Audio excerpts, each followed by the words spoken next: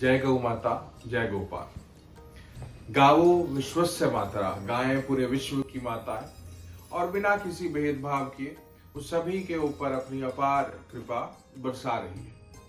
इसका एक बड़ा सुंदर एक घटना हुई आजादी के समय।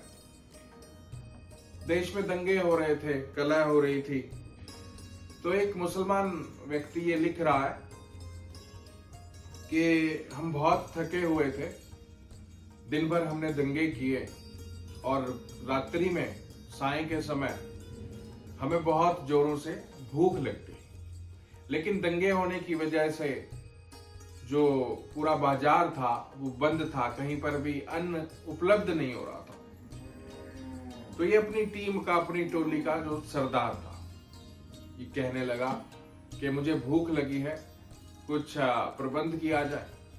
तो जो उसके साथी दंगाई थे वो एक गौ माता को पकड़कर ले आए, एक कपड़े से उस गौ माता को बांध दिया, उसकी टांगे बांध दी और उसको धरती पर गिरा दिया। ये कहता है कि मैं बेहोशी की हालत में था, कुछ धुंधला धुंधला मुझे दिख रहा था, तो मेरे मन में ना जाने कहां से एक दया की भावना उजागर हो गई और मुझे लगा कि इस गाय को मारना नहीं चाहिए। वो गाय गर्भवती थी और इस दंगाई की पत्नी भी गर्भवती थी। तो इसको देखकर ये भावना हुई कि ये गौ भी गर्भवती है और उधर घर पर बैठी मेरी पत्नी भी गर्भवती है और इस गाय को काट कर यूं खा जाना कुछ अच्छा नहीं रहेगा। तो इस मुसलमान व्यक्ति के मन में दया की भावना प्रकट हो गई। अपने साथियों से कहने लगा, अरे तुम गाय तो पकड़ कर ले आए हो, लेकिन लकड़ी भी तो लेकर आते, कुछ नमक भी तो लेकर आते, इसको कैसे पकाएंगे, कैसे खाएंगे? तो तुम एक काम करो, मैं पहरा करता हूं इस गऊ का और तुम जाकर लकड़ी की व्यवस्था करो, नमक लेकर आओ। बाकी के दंगाई चले गए लकड़ी लेने और पीछे से इसने क्या किया, उस गऊ माता के पैरों को खोल दिया, रस्सी खोल दी, कपड़ा खोल दिया और उस गऊ माता को वहां से भगा दिया।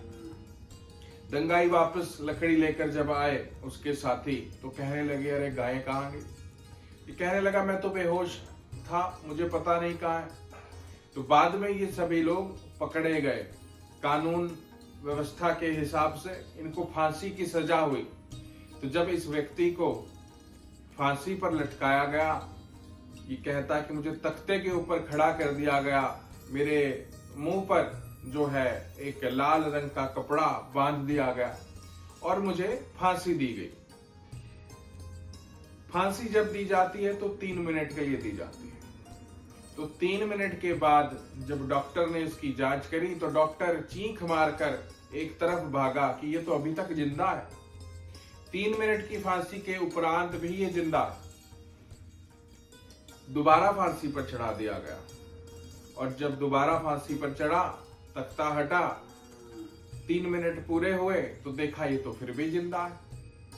तो कोर्ट मार्शल की कानून के मुताबिक 3 बार किसी को फांसी दी जाती है। तो 3 बार फांसी गई, मगर ये व्यक्ति तीनों बार जीवित बच गया और कहता है कि जब फट्टा खुलता था तो मेरे पांव के नीचे 2 सींग आ जाते थे, मैं उनके ऊपर खड़ा हो जाता था, मुझे फांसी लगती ही नहीं थी। जब भी फांसी होती तो गौ माता के सींग प्रकट हो जाते और यह मुसलमान व्यक्ति जिसने उस दिन गाय के प्राणों की रक्षा करी थी, आज वही गौ माता इसके प्राणों की रक्षा कर रही है।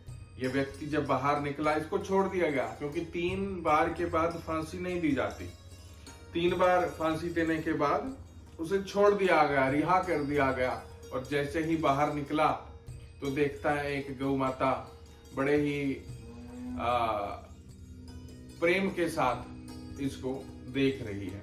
तब से ये कहता है कि मैं मस्जिद तो बाद में जाता हूं, लेकिन सबसे पहले मैं गौ माता के चरणों की जो धूल है उसका प्रत्येक दिन मैं उसको अपने मस्तक पर लगाता हूं।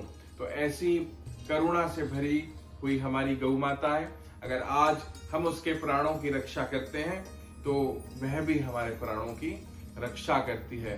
तो आइए हम सब लोग भी इससे प्रेरणा लें और गौ सेवा में तन मन धन से पूरी तरह हम लग जाएं। जय गौ माता, जय गोपाल।